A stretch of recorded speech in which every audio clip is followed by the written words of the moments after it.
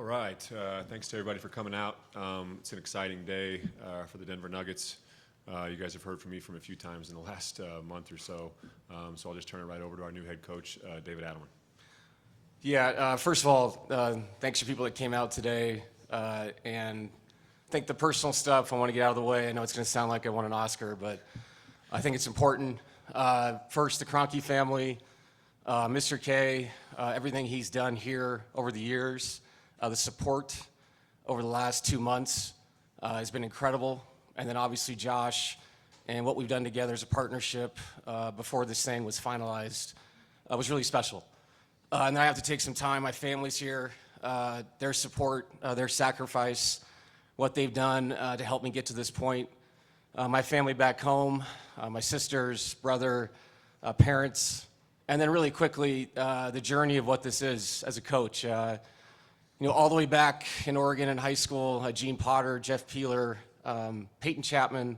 People don't know who these people are, but they're the reason I'm here. And obviously, in Minnesota, my father trusting me, on to Flip Saunders, Sam Mitchell, Frank Vogel, and obviously Coach Malone here. So a lot of people to thank. Again, I don't want to be long-winded, but that's what this is. Getting to sit in this seat next to Josh, if those people don't support you. So I feel extremely blessed to have one of these 30 jobs and to be the head coach of the Denver Nuggets. I'll open it up for questions. Hey, mentioned prioritizing organization specifically internally through player development. That's an umbrella a bit. I'm curious what it looks like to you, player development, in terms of your expectations for the players, the approach from you and your staff, and also the expectation from the organization in terms of making sure that happens. Yeah, I think it starts now. I mean, we have people in this building that are more than capable of creating the depth that we need. It's also me creating a different kind of relationship with these players. Being the head coach as opposed to lead assistant is a lot different. And those expectations have to be defined for them. I need to be active and go see players, make sure they understand what they can do to have an impact on this team next year. And I think it's an interesting thing, player development, because your skill set has to get better in the summer, but it has to be aligned with what we're trying to do as a team. So there is a happy medium that you have to meet. All these guys have people they work out with away from this building. We have great people in this building. But we have to unify those relationships, and I think that goes a long way. And I really mean that. I think throughout the playoffs, I play different people at different times, depending on who we were playing, matchups, the series, the opponent. But I expect guys to come back much better, stronger, more confident, and understand the opportunity that they have. People talk a lot about our first five, and they should. It's an incredible first five. But I see a lot of talent in that room. And, confidence, comes from trust. And I think that trust has to be, found throughout the summer. And it can't just be, hey, I'll see you in September and see what happens. So it's a big summer for us. A lot of guys coming back that I know are going to be competing for spots. And that's the biggest thing about the NBA, man. You want competition in that gym, and we're going to have it, and guys are going to compete for it, and whoever earns it's going to play. Just like in the playoffs, I said that, and that will translate to next season. Sorry about that. How are you? Thank you for taking the time. I guess, given, like you were just talking about, given this, you have a summer and you have a training camp, what do you hope to implement, and what kind of new wrinkles do you hope to add to make it yours? Yeah, I think you saw some of it defensively. I mean, I think we have to be, much more creative throughout the season. And that's not just zoning or things like that, but I think it gets guys through the year healthier. You can demand a very aggressive man defense, but I think you can change things up. I think we have high IQ players that allows you to be, more variety defensively. And I think offensively, obviously we were top 5 in the league, but it showed in the Oklahoma City series, our execution has to get better. You can run similar things that we've ran that have been very successful. And I thought, our transition game was very impactful throughout the season, but some of that does not translate to the playoffs. And so that's a major goal for us. We have to get back to being an execution-based team. If that takes away some of our pace numbers or whatever the analytics want to say, I think that's okay if it wins you a game in May, as opposed to, playing a game in December. It's a very different style of basketball. And we have to think that way throughout the whole season. So when we get to that point, we can morph into that team. And I think you see the teams that are still surviving today outside of Indiana, they can really slow down and execute. And to Indiana's credit, they're playing at a pace that's absolutely insane for the playoffs. But, you know, I think most of the time, the majority of the time, if you want to win big, you got to play slow, you got to be efficient, you got to be clean. So that'll be things we'll talk about throughout the summer going into training camp. David, following up about the development, you know, players earn roles in the offseason, they develop skills, but implementing them, it seems to me, often takes real game experience and maybe some sacrifice from the team to get guys there. Right. What's your philosophy about letting players grow into their role through repetition in the regular season? Yeah, I think to grow into a role, you have to earn a role. So guys that earn those roles will play. I do believe you're right. You know, in-game experience is better than anything else, but there's a balance there. We know what the Western Conference is. It got better in the last month, you know, with the draft, and obviously free agency and trades are going to happen. So it's a balance of trying to get guys to have game experience while staying in the fight, you know, staying where you're supposed to be to compete for one of those top 6 spots. Because we all saw it this year. I mean, it's the play-in, it, you know, included the Golden State Warriors. So it's an incredible conference. We know that, but you're right. There's a happy medium. I have to manage that as best I can with the help of the staff. To make sure guys are progressing at the right rate, so we have a proper, you know, balance of guys in the playoffs when it comes. But like I said, it goes both ways. You also have to earn that, these guys will get a chance to do that throughout the summer, getting to see them, seeing their progression as an individual player, and then into September, when we have, you know, obviously runs here, if guys want to come in and play, and then obviously training camp's going to be a real thing. And I'm hoping to make sure we get to playing quickly. When September rolls around, because you don't have a lot of time to decide. But yeah, I think it's a balance, like most things in life. It's, yes, I want to see progression, but I also really want to win games. So we'll balance that as best we can. Coach, you talked about meritocracy in the playoffs. The playoffs creates an urgency that, for me, creates a buy-in from the players. How do you do that on a Tuesday night in Chicago where you set a guy and he's clearly upset? Because it's like, what does this matter? Why can't I stay in the final 5 minutes of the first half or the final 5 minutes of a game? What did you learn about doing it in the playoffs that you can apply as the head coach during the regular season? I will say this. The last 2 years, we've lost Game 7 in the second round of the playoffs. So when we get to December, January, February, and there's small fires to be put out and all those things, and guys aren't feeling it or whatever, I will remind them of that. And we have to understand that if we want to have our ultimate goal, then our professionalism has to be throughout the whole season. And if you want to create, you know, a way about you that's going to translate in April and May, and I keep saying translate because it's what it is, and this is a step-by-step process throughout the season, that will be brought up a lot because we've been this close 2 years in a row of doing something extremely special like we did, you know, in 23. So if guys can't understand that, that's an issue, and I'll make sure that they remember that because we have to understand what our opportunity is here. And as tough as the conference is, we know where we are in this conference. We've been the standard for a long time, and the standard is great, and it's fun to come back and win every year and have a great team. But our ultimate goal is to get to the end. And again, I'm not making blanket statements here. I'm just saying it's a step-by-step process, and what you're talking about is part of that process. And yeah, go ahead. You have to be aligned, and you're the coach before a GM. Josh, you talked about this. Why were you so comfortable that you could put David in this position before a GM that you could all still end up aligned to get to that next step? It's a very good question. I think that, you know, when you're contemplating changing out coach and general manager, one of the things that I would look at from my perspective is, do we need a complete organizational reset, top to bottom, culturally? And that's why I made the decision at the end of the season like I did, was probably to do a little bit of a litmus test on that. With the benefit of hindsight, I can look back and see that very clearly now. And I can also say very clearly that this organization does not need a cultural reset. I think anyone that was in and around that dressing room for the last 6 weeks, I think could probably say that there was a very unified group. And while I understand that pressure might have brought some of that unification, I also think it was the people in that locker room. I think, you know, a long time ago, you know, when we set organizational standards to get to where we are today, you know, that a lot of that is about culture and a day-to-day thing. Eventually, I need to take a step back from that. The coaches take over that, and eventually the coaches even take a step back from that, and that becomes the players. The players are policing that on a daily basis. And from what I saw and how the players responded, our culture is still there. We just needed to peel off a few things, have a small reset, and I think we're ready to go forward. Like, Alan's gonna ask a question. Go ahead, Matt. Coach, first off, congrats. I was just curious, how much did you feel like you were able to implement in 3 regular season games and 14 playoff games that you would have, I guess, implemented in a training camp?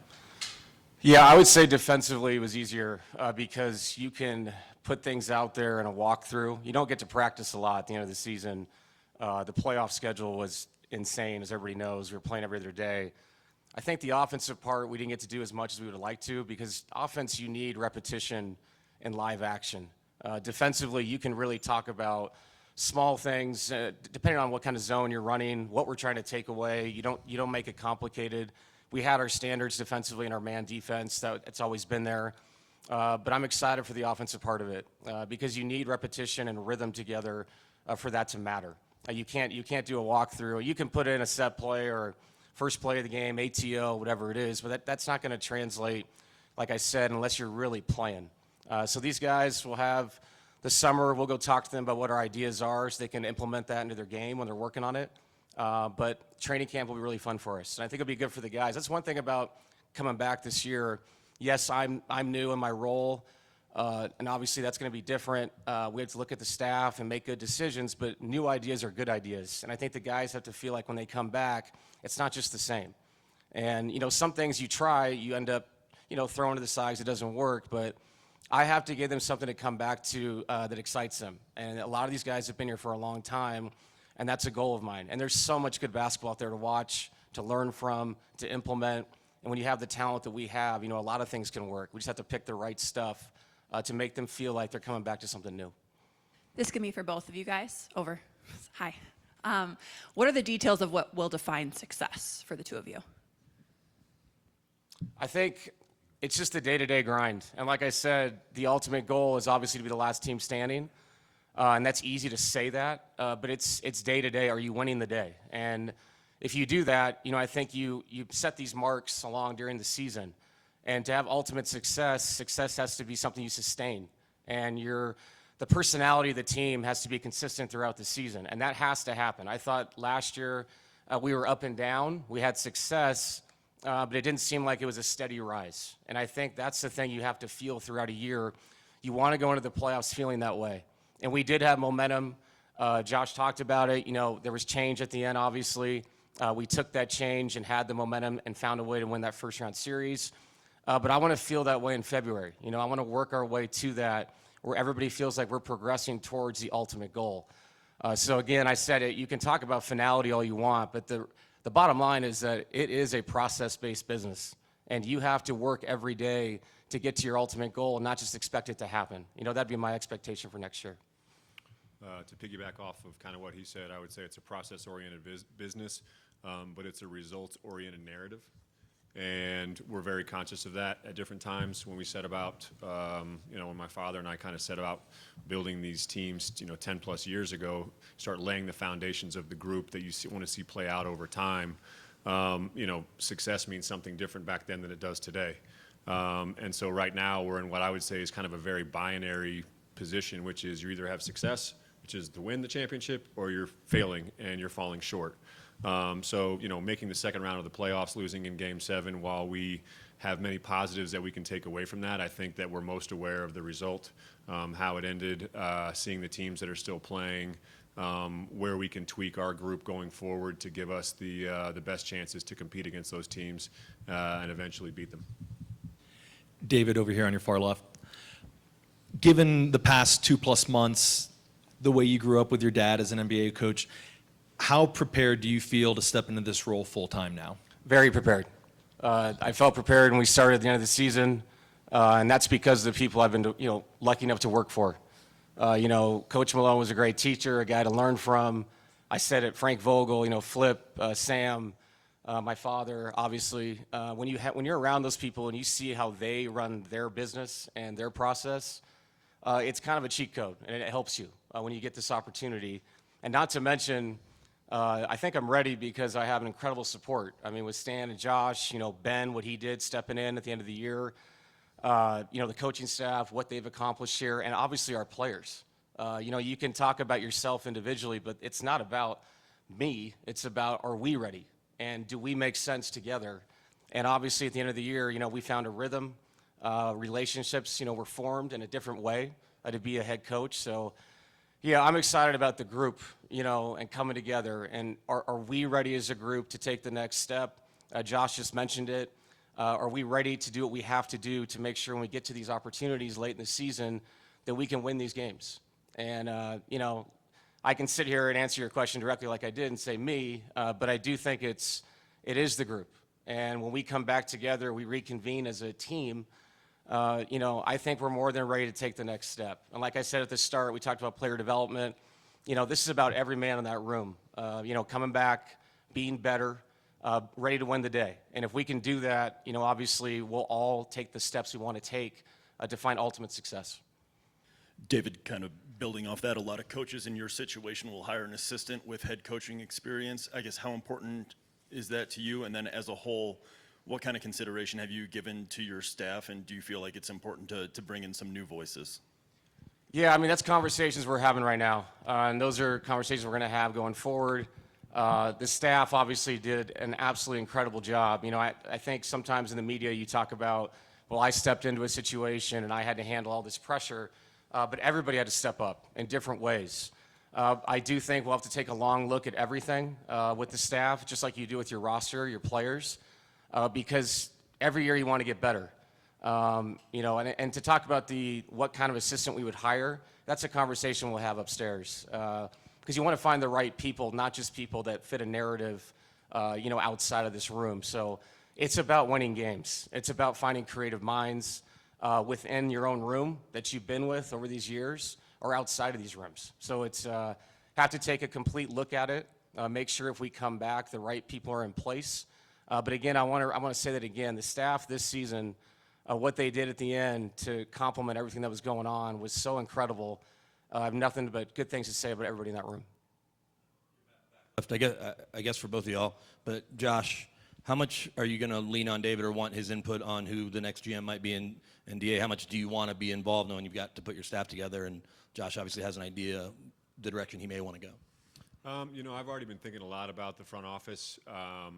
First of all, I want to give a big shout out to Ben Tenzer, just like DA did. Ben's been unbelievable since he took the reins.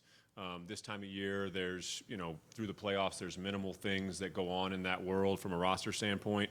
But Ben and I have been spending a lot of time together talking about each individual player, how we think we can improve them, as individuals and within the context of the team. Ben has a lot of great ideas of how we can improve the front office, both internally and externally, and I'm also soliciting a lot of opinions outside.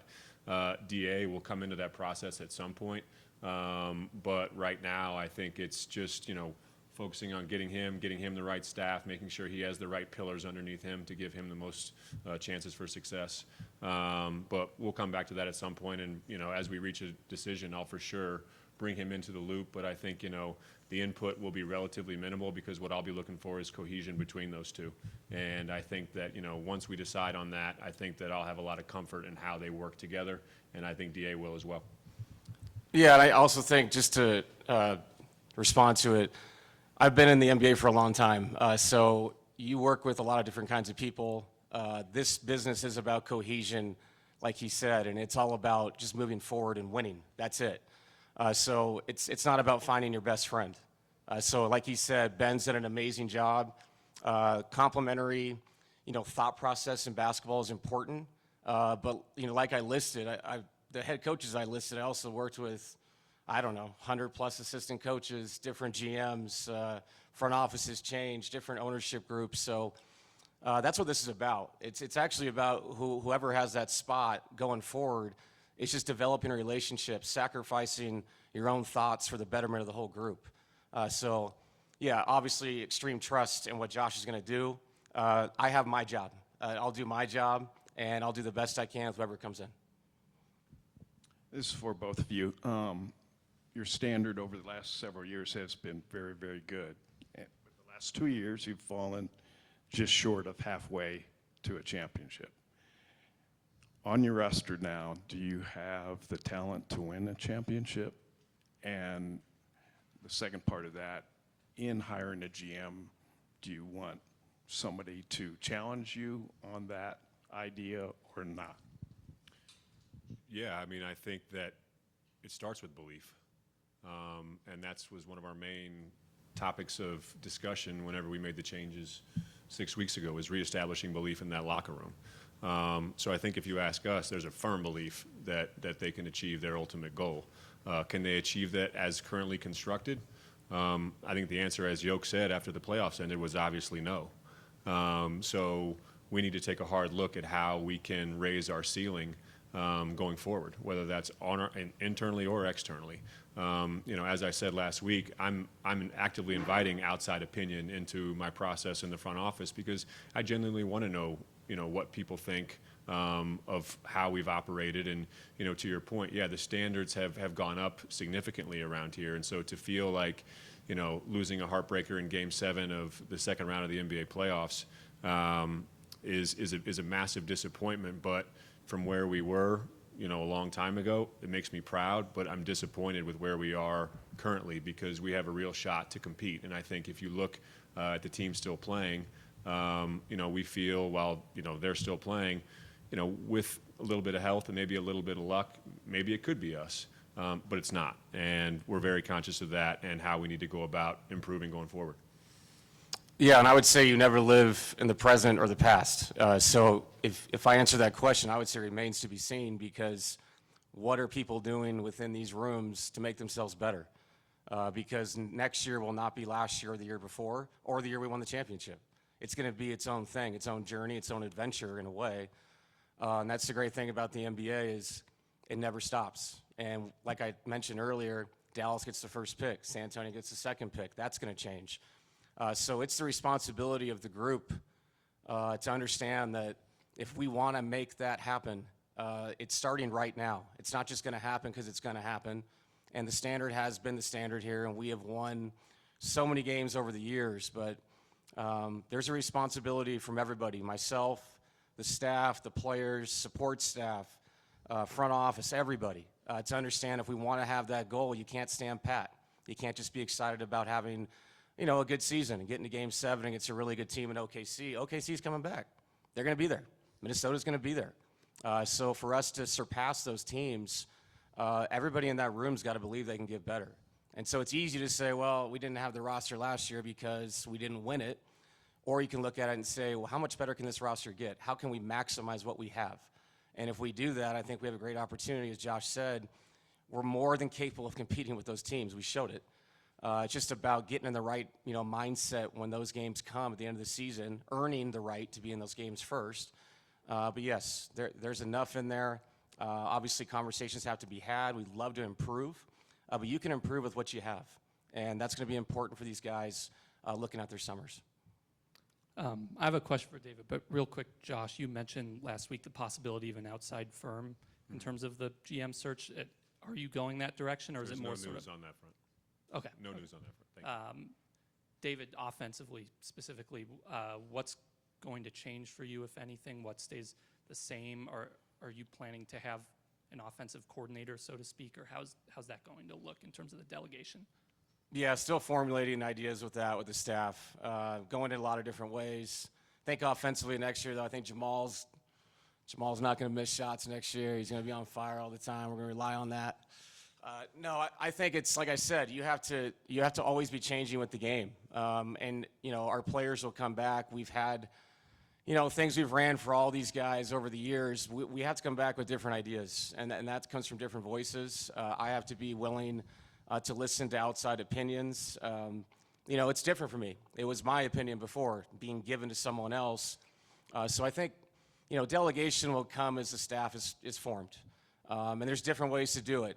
What we've done here has been successful with the offensive defensive coordinators, with the head coach, but there's other people doing it a different way across the league. And so that's for me to sit down, realize where my comfort zone is with that, and then go from there to make sure we put the right people in place to give these guys the best chance possible to be successful.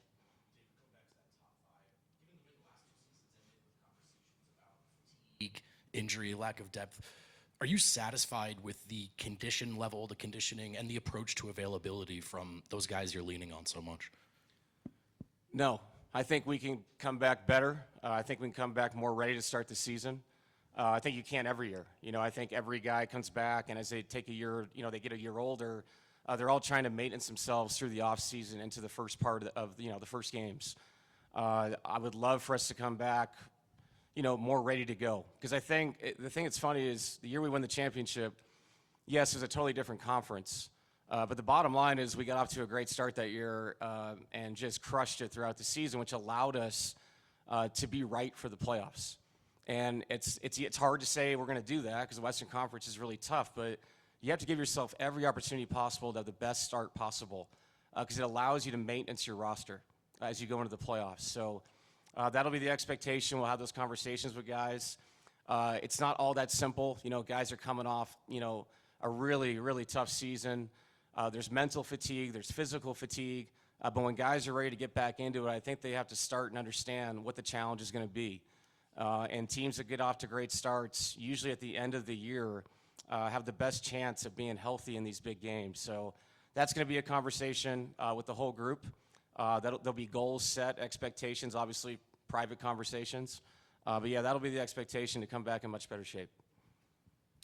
Coach, over the course of the last couple of seasons especially, the team has really had probably like an 8 or 9 man rotation with guys playing heavy minutes. Just in an ideal world, what would you hope for as kind of running things now? Yeah, in the past, it's always been 9.5 to start the season, and then as you gradually work your way to the playoffs, it usually morphs to 8. But every year is different. You know what I mean? I see 2 teams right now in the playoffs playing more than that in these rounds, in Indiana and OKC. So, it's about progression of our players. And the trust goes both ways. It has to be developed both ways. But yeah, the ultimate goal would be playing 9 guys to start the season. And like I said, sometimes 10. And that's the best way to get through the year. And then I think guys earn their spots. As you play more games, you realize stylistically how you're going to play. And that also helps to know who's going to be in that rotation. So, yeah, there's a lot of ways to do it. Obviously, I would say, the year we won it was more like a 7.5, 8-man rotation. We stayed healthy that year, but the goal would be to have more people in the fold, as we go forward. So I said it before. There's going to be spots open. It's going to be an open competition to win those spots in our rotation. And so guys that come back ready to roll are going to, reap the rewards of that. David, I know it's the front office's job to add personnel to the roster, but what traits do you see the team lacks right now that can be accomplished either through internal improvement or external? What traits, shooting, athleticism, that the roster needs to add going into next year? I would say consistent shooting. Obviously, the way we get guarded, and that's nothing new. That's not like it's just for us. If you're watching these series, Shea and Anthony Edwards are getting triple teamed. They're coming from all over the place. And we brought this up during the playoffs, and it's funny, Julian's sitting right here. His game 6, was incredible. And then you saw what Lou Dort did, in game 5. There's a premium on shot making at, the times you need it. And when you get into those moments, it's not just about making shots during the season. I never look at percentages because that's not real when you get in those moments. It's about the repetition, the confidence of making shots in those big games. And, it's a talent. And it's something that can be, I think you can enhance yourself, being mentally tougher, playing in more games throughout the season that mean more.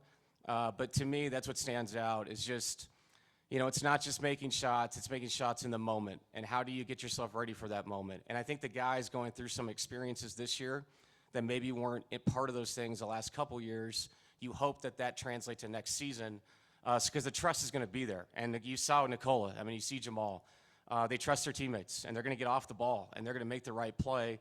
And now we've got to take those steps, whether that's through talking about it mentally, the repetition they put in the summer, the type of work they're putting in, not just getting 100 shots up, but what kind of shots are you shooting? All that stuff matters when you get in those moments. And, that'll be talked about with these guys. But I think that's what stood out to me throughout the season and then obviously in the playoffs. Coach, I know this decision came down to more than just the players' voices, but at the end of the season, a lot of those first 5 guys really advocated for you to be in this role. Did you see any of that, and what did that mean to you to see that you've already built those bonds? Yeah, it meant a lot because it's not just the fact that we've known each other for a long time. It was the fact that the situation was going to go one way or the other. And their decision to buy into what we were doing said a lot about them, not about me. and the fact that they thought that they still had a chance to make something out of the season as things were kind of going the other way. You know, and I was actually talking, Andy Miller, my agent's here, and we were talking about this last night, but it was special to see the response from the guys. And these aren't just, you know, random players I took over. These guys won a championship. These guys are some of the most accomplished players in the NBA, you know, not just the last 3 years, the last 6, 7, 8 years that have been through the wars of the playoffs and seen it all. So to develop trust with them during that time was really important to me. That's going to continue. And I want to talk about this before this is over. What you saw from these guys communication-wise is going to continue next year. These guys, this is their team. And what they want to do next year and the goals they have is going to come down to what they want. And I'm there to help, you know, to shepherd this. But this is about them and the success they've had. So it meant a ton to me that, you know, Josh had the trust in me to take over. And then at the end of it, to have the guys feel like things were done correctly, you know, and to have this opportunity to come back, it's an honor. It's an honor to coach the Denver Nuggets, and more importantly, coaching these players. So very excited for the journey next year. Thank you. Thanks.